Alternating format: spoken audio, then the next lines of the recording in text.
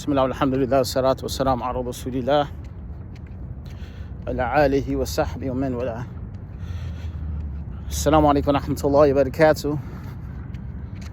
As you see the topic, unfortunate situation, man. Imam Hassan was killed in Jersey. I'm not gonna waste no time, man. I'm about to get right into this topic. You know what's crazy about the situation? Is that why is it that a lot of these brothers that come from the Nation of Islam that specialize in security, that security was like the utmost of importance in as far as keeping a community safe for many years, and then they come to Orthodox Islam and they stop enforcing security. I don't get that, man. I don't get that right there. I got a lot to say on here, man, so I'm taking my morning walk. I know I can't talk like the way I'm about to talk in the gym, so I said I might as well just do it out here while I'm taking my walk. But anyway, I find that so crazy, man, that you got brothers that when they became Orthodox Muslim, all of a sudden, you don't want to carry a gun no more. All of a sudden, you don't want to do security for the masjid no more. And the NOI, in the Nation of Islam or the Fruit of Islam, you had to have security. All of them brothers, listen, all of them brothers had security. Every single temple had security. The sisters were safe, and that's the reason why a lot of the sisters, a lot of the women from the Nation of Islam, the reason why they actually embraced the Nation of Islam, which I don't believe that it is true Islam, but that's besides the point. But that's the reason why a lot of the women, they actually embraced that. They saw the security. They saw the safety. They saw the provisions. It wasn't just the teachings. They saw safety. They saw resources. That's why they embraced the Nation of Islam. And you got brothers that came from the Nation of Islam that were like high-ranking securities. And then they become Orthodox Muslim and they stop practicing security. What am I actually saying? I'm going to get straight to the point here. What am I actually saying? Muslim community all over the U.S. Listen to me carefully. You probably say, okay, well, Aki, who is you, man? You're not a scholar. Listen, it's not about the messenger, man. It's about the message. And if you really want to be honest, these scholars out here that know a lot of Quran and quoting hadith and they know fiqh and tafsir, a lot of them, they scared anyway. They don't even talk about the stuff that I'm about to talk about. They don't even talk about the things that I normally talk about. They scared. They too scared to. They know all of this hadith, but you how you know all of this knowledge, but you scared? Last time I checked, knowledge is actually embodiment of information. Last time I checked. If you know some stuff, if you just got knowledge and you're not implementing this stuff, if you're not applying the information, if you still scared and you got all of the information, you just got information. That's not knowledge. Knowledge is actually an embodiment of the information that you have learned. How you gonna say you a scholar but you scared, man? How you gonna say you a scholar but I'm talking to all of the Salafi scholars, the Sufi scholars, Tabliki scholars, Wharfding. I'm talking to all of them. How you say you a scholar but you scared? There's no now this brother, subhanAllah, this is Qadarullah Azza wa Jal. My question is, where was the security at, man? Where was the security? Where was the security? This is my opinion. Every single masjid in the U.S., every single Muslim community in the U.S. needs to have a security system there that is armed. That is armed. We're not talking about no martial arts jiu-jitsu. Listen, you try to throw a punch to these guys out here, they're going to blow your head off, man. They're going to blow your kufi right off your head along with your head inside of the kufi. There used to be, and I hear these imams, now I heard some imams say, well, there should be a time where non-Muslims used to respect Muslims. That's true. But you want to know the reason why they stopped respecting us? Because we stopped protecting the community. You got to understand, these are street dudes, man. Excuse me. You got to understand, these are street dudes. African Americans, and not black men, NIGGAs. Modern day, in Bani Israel, modern day children of Israel. Israelites, you know what I'm talking about. I ain't talking about those Israelites, but you know what I'm talking about. Right? People that read the Quran, you know what I'm talking about. These people, the way they think, nothing gets through to them, man. Nothing. They don't care about nothing. They don't care about no signs. They don't care about wisdom, knowledge, none of that. Any of that. The moment they see weakness in your community, they're going to find a way to find a loophole in that system so they can try to bring it down. Think about it, man. All of the leaders that we had was taken down by who? Not black men, NIGGAs. Those are NIGGAs, right? So back to the point. Every single, matter of fact, every single Muslim male in the U.S. and female should be armed, should be strapped, should have a gun on them, should have a PPL, CPL, or a CCW, as we say in Michigan. Everyone should have that. If you're not a felon, if you are a felon, you should at least have a knife on you, man. A long blade with the little, I think it's like a little holster or whatever. Man, listen, you need to, all of the Muslims in the U.S., if you're not a felon, you need to go and get your gun license, man. Or you need to go get you a gun. Because a lot of the states are open carry states. Go and get yourself a gun, man. Go and get yourself a pistol, man. They got some nice ones, man. For the sisters, you probably want to get a little 22.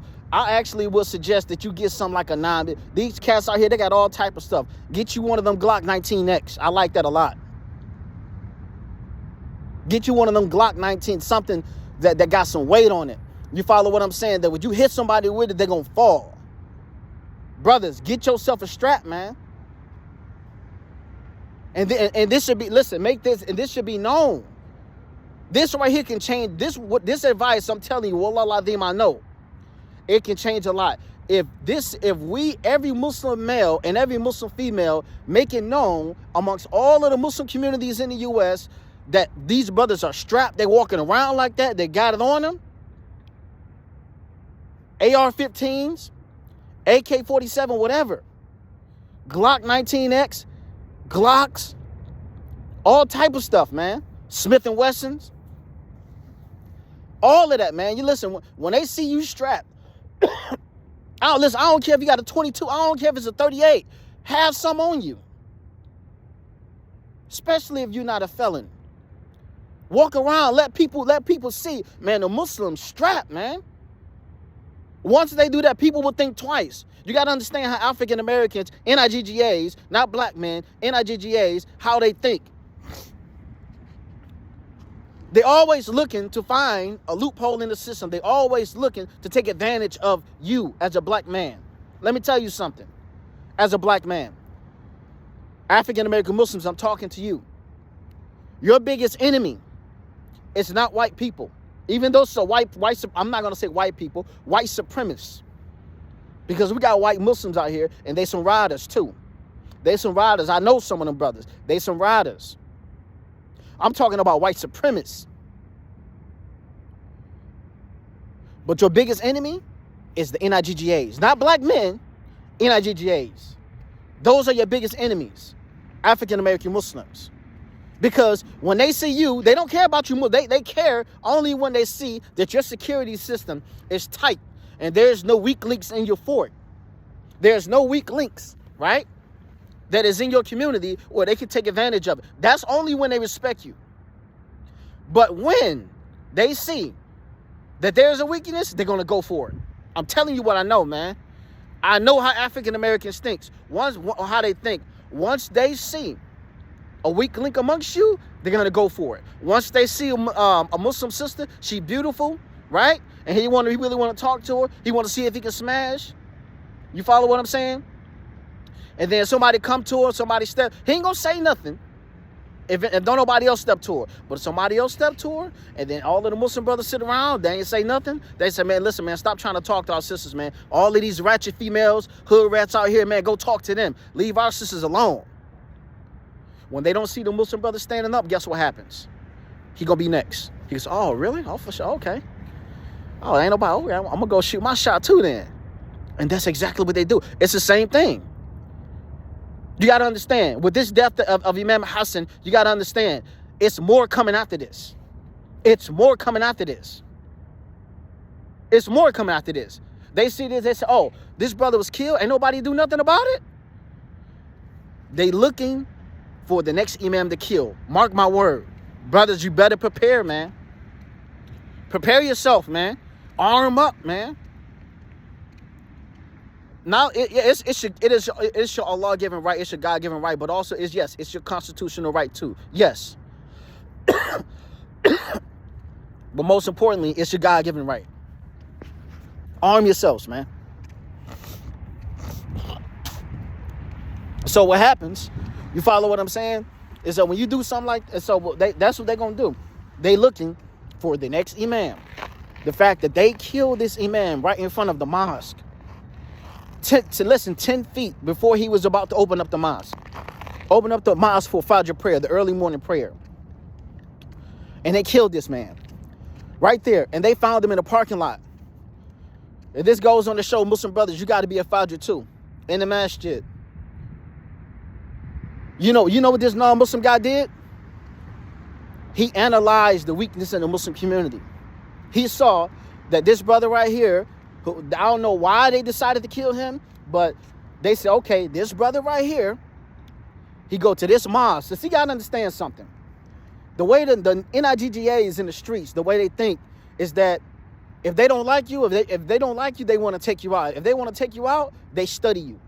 They find out where you go to. And I'm going to tell you something. Out here in the streets, the ops, it's hard for them to find each other. That's why they walking around with the mask on, the ski mask on. So they ops won't know who they are. But in the Muslim community, all they got to do is go to the masjid.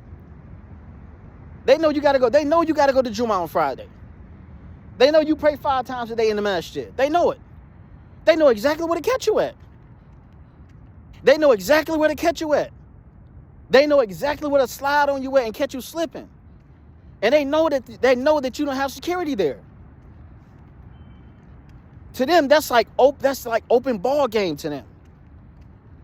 That's why they haven't found the guy. He got away so easy. We gotta step our game up, man. Real talk, man. For real, man. We really gotta step our game up. Listen, it's not a game, man. It's not a game, fam. It's not a game, man. Muslim brothers, you need to be armed, going to the range. We should have been doing this, man. The Prophet ﷺ told us. He said what? Power isn't shooting. Power isn't shooting. Power isn't shooting. Hadith is in Bukhari. The Prophet Muhammad ﷺ, he told us that as a Muslim men, we supposed to be great shooters. Marksmanship, we supposed to be like that. That's part of our religion. And Muslims are scared to talk about it. Imam's scared to talk about it. For a Muslim to be militant, that's part of Islam. Muslim imams scared to talk about it. They don't want to say a word about it. They talk about everything else, fiqh, you know what I'm saying, like fasting, akhlaq, beautiful manners, which is nice. But you skip over this right here. That's why Muslims are being killed, man. And non-Muslims, they like, man, the Muslims are soft nowadays. That's what they're saying. Muslims soft, man. Muslims used to be solid. There used to be a time Muslims used to be solid, man. People used to see Muslims and they used to put the weed out, man, when the Muslims walked past. Muslim sister, hey, salam alaikum, sister. Right? They trying to holler at our sisters now, man. Why? Because they see the weak link amongst us. They see the cowards amongst the men. And let me tell you something, brothers. The most importantly, let me tell you who else see it. The sisters see it. The sisters, they see it too. The sisters, they're looking and say, wow, our Muslim men are cowards. The imams, they looking at the imams first before anything. They looking at the imams. They like, y'all soft. They not going to tell you that. But they talking to the other Muslim sisters like the imams, they soft. We cannot trust their safety. Because when something happen like this, you know what we do? Protest every single time. The ops looking like, oh, yep, go get them again. Yep, go get the next one. Go get the next imam. Another protest. They ain't going to never retaliate. Go get them again. Let me tell you something, man. And a lot of people say, well, you advocated for violence. No, I'm not. I'm advocating for self-defense. I'm advocating for equality.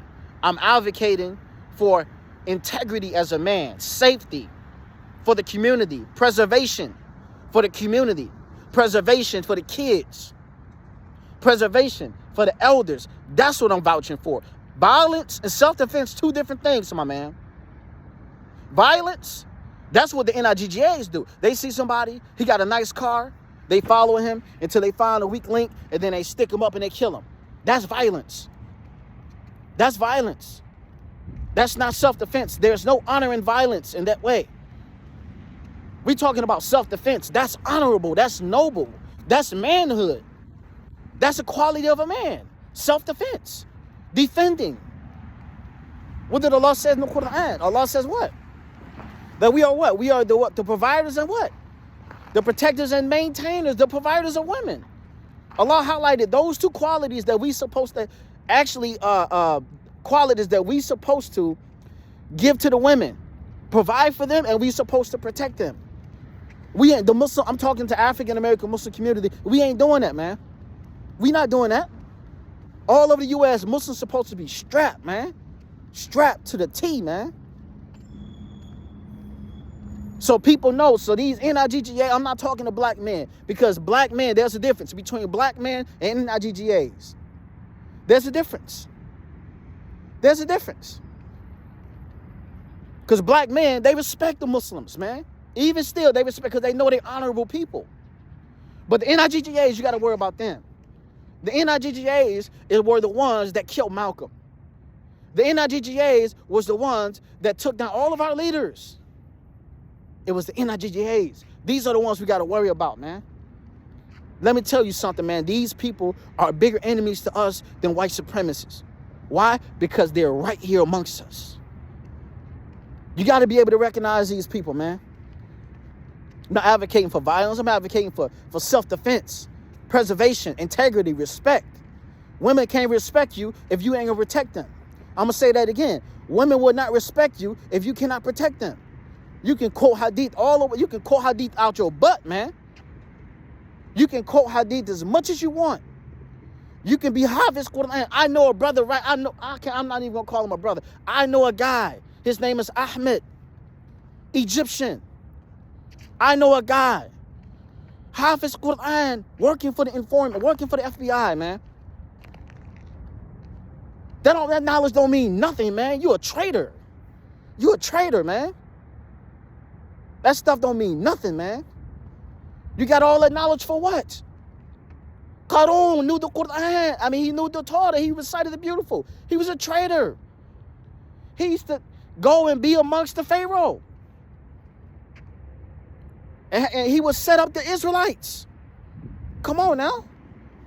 Muslims need to be strapped, man, to the T. If you ain't got your CCW, CPLs, get you a nice, sharp blade. Walk around with it. Know how to use it. Them brothers that know martial arts, let them brothers teach you how to use that knife, man. Brothers that know how to use a sword, know how to use that sword, man. You follow what I'm saying? Know how to use that sword. Come on, man. People, y'all understand, you dealing with black, you get dealing with NIGGAs, man. Listen, when you talking about the pinnacle of dysfunction, the pinnacle of ignorance, stupidity, arrogance. They don't care nothing about the stuff that we went through as black people. Overcoming slavery. They don't care nothing about that, man. And yes, I'm telling you that when it comes down to it, if you have to protect yourself, the community, yes, the NIGGAs, before he gets you, you should take him out.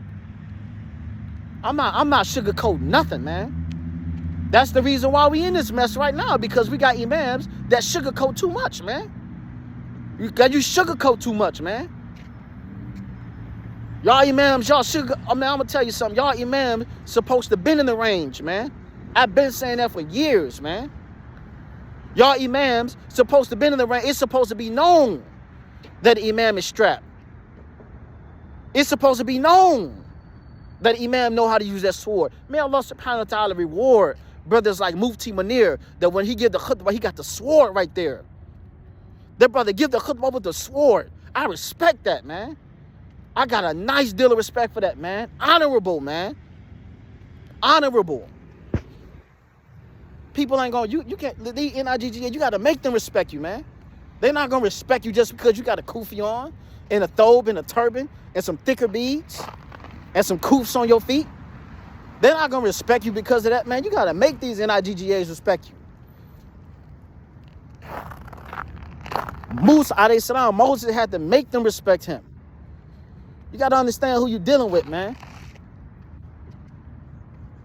We got to start thinking different, man. Listen, I stay with the strap on me, man. Everywhere I go, I got that strap on me. Everywhere I go, I got it on me.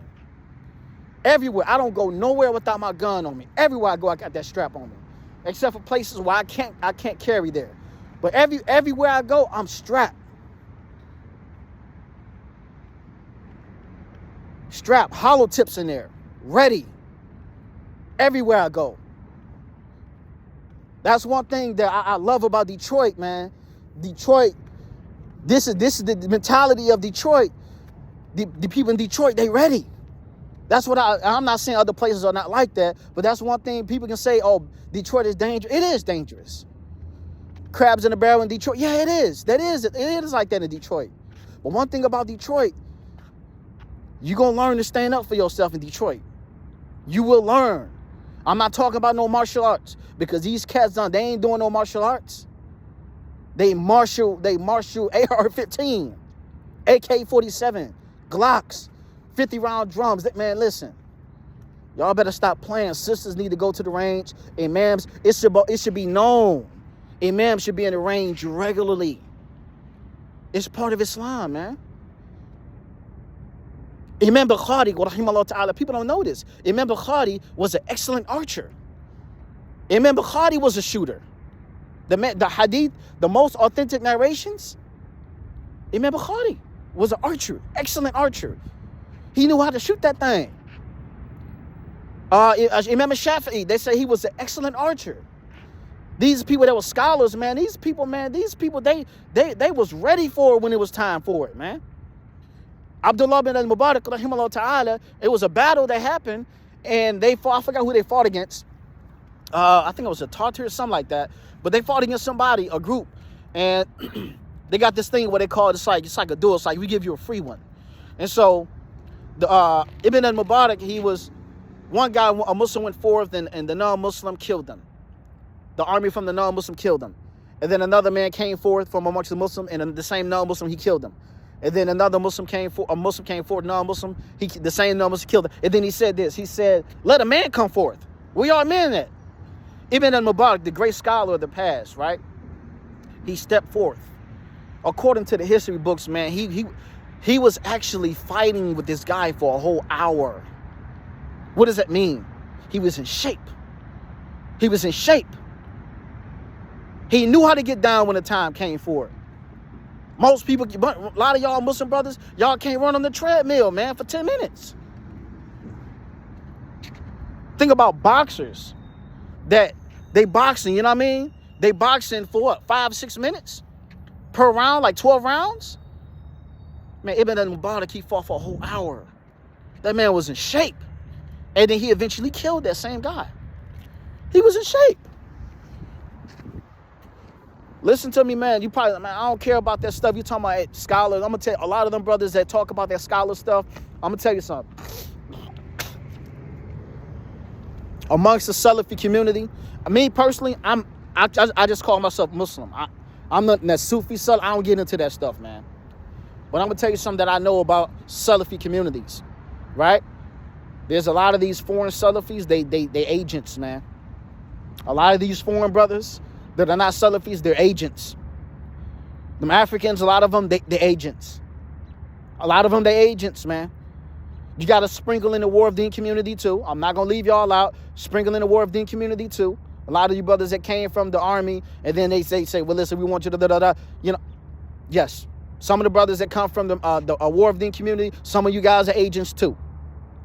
Got to worry about them too. Hypocrites, man. We got to get it together, man. I'm almost done with this video, man. You know what I mean? Because I got to hit the gym. But Muslim community, what I'm saying to you, man, everywhere you go, man, make sure you armed, you ready. You follow what I'm saying? By any means necessary, man, protect your brothers. By any means necessary. Protect your sisters. Protect them kids. And a person probably say, okay, well, protest, but you got to understand something. We just do that protest stuff. Because I'm going to tell you something. Listen, let's say, for example, something happened to a white person, right? And a black man did it. They ain't doing no protests. They gonna come get you. They ain't doing no martial arts either. You already know what they're gonna do. And when they do it, they're gonna do it very well. They're gonna make a good example out of you too. That protest stuff, that's old, man.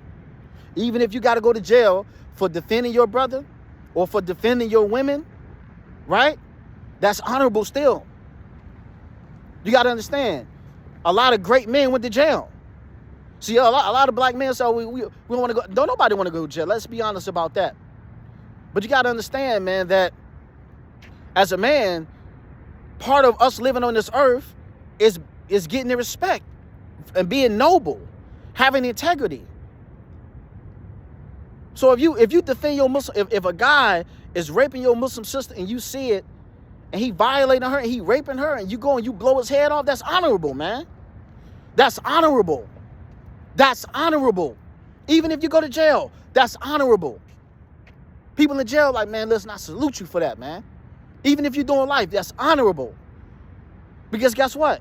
You call the police. What do you look like as a man? You see your Muslim sister getting raped, and you calling a non-Muslim to come and defend your sister, and she getting raped, and you watching it, right? And you just letting the whole thing go down, and you ain't doing nothing. Police probably come. First thing they'll ask, okay, what color is the person? Black. Okay, black, and it's a Muslim woman. Oh, you already know they ain't gonna come. You know they not gonna come now. Muslim, black. Oh, let them get raped. By the time they come, that guy probably blew their Muslim sister head off after he raped her. And you watch the whole thing happen. And you got to answer to that on the day of Qiyamah. You got to answer to Allah subhanahu wa ta'ala for that, man. What's the community, man? Wake up, man. Wake up, man. Wake up, man. Arm, strap, go to the gym, get in shape. Imams, you need to be in the range. You need to be going to the range. People that go to the range, they should see you regularly like, hey, Mr. Muhammad, how you doing? Good to see you again. Good to see you again. Y'all so scared thinking like, oh, you know, it's radical. You know, they're going to see me as radical. Man, they're going to see me as extremist, terrorist. Let me just say this to you, man. These people I'm glad I mentioned this. These people came up with these terms, man. These people came up with these terms. And they gave their own meaning to these terms. They came up with these terms, and they gave their own meaning to these terms, and then they pushed these terms wholesale, out in volume, wholesale over the news. Let me give you an example. To make people believe these lies, let me show you what I'm talking about. They took the word terrorist, right? What does a terrorist mean? A terrorist is someone that they terrorize people. Right? The media, a terrorist to them, when they talk about terrorists, it's anybody that's foreign that defend themselves. They don't care about self-defense. They don't care about self-defense. You almost got violated. Somebody tried to rape you. Somebody tried to rob. They don't care about that. If somebody come and they try to rob you and you kill them, right? That's honorable. But to them, okay, if you're a white man, he was defending himself. If you're a black person, that's an animal. If you're Arab or identify as a Muslim, automatically terrorist. They give these terms and they give the meaning to these terms. Guess what? A white man can do the same thing. A white man can see a black woman and just go over there and just kill her for no other reason. That's terrorism right there. That's terrorism. But not to them. Do you know what they say? Oh, maybe he didn't take his medicine today. You know the narrative. Maybe something was wrong with, but that's terrorism. That's a terrorist by meaning. Another example. Another example. Radical, right? They call Malcolm X a radical. Anybody that stand for self-defense or they vouch for the upliftment of their people, right? They're radical. And as you know what's sad is that Muslims fall into this. You got these sugarcoat imams talk about, yeah, he was a terrorist. Dude, you bit the bait, man. You bit the bait. You bit the bait. You saying, okay, terrorist, you bit the bait. Why are you saying that? You bit the bait. You talking about, okay, terrorists. Okay, well, you bit the bait. You want to know how you bit the bait? Because they made these meanings, right? And they put them out there to see who was going to bite the bait. And you as an imam, you bit it. You supposed to be like, no, I'm not using those terms. You the terrorist. Okay, you killed a lot of our white and you hung a lot of our black males and females and killed the babies. You a radical. Know the difference, man. There is a big difference between the two. You have to understand that. There's a big difference between the two. We got to stop falling for this stuff, man. Stop falling for this stuff, man. Stop falling for it, man. We keep falling for it all the time. Okay, radical. Okay, terrorists. The people saying news, media, they are the terrorists. They're the radicals. They push it. They are actually silent when Muslims and other people that are killed unjustly, they're silent. Who are the radicals and terrorists? You tell me. I said what I said, man. So, inshallah ta'ala, man, I hope that this hits somebody's heart, man. It's been a long time coming, man. This stuff happening too much, man. Next thing you know, we're going to hear about another imam killed, and then another imam killed, and another imam killed, and then there's protest, another protest, and the Muslim community, they go back to just not doing nothing, go back to talking about hijab, go back to talking about akhlaq, go back to talking about learning Quran, and those are fine. But it's a time and it's a place for everything. They go back to talking about, oh, stay away from the people of bid'ah. They go back to talking about that stuff, man, and they just completely dismiss what just happened. Your imam was murdered, and you act like it didn't happen. That would never happen to the community of the Prophet sallallahu alaihi wasallam. I know for a fact. You can't just come amongst them and kill the Sahaba and the Prophet the next day give a khutbah about having good manners. There is no way possible, man. No way. Those are my words, man. Subhanakallah, bihamdika, ashhadu an la ilaha illa anta, astaghfiruka wa atubu ilayk.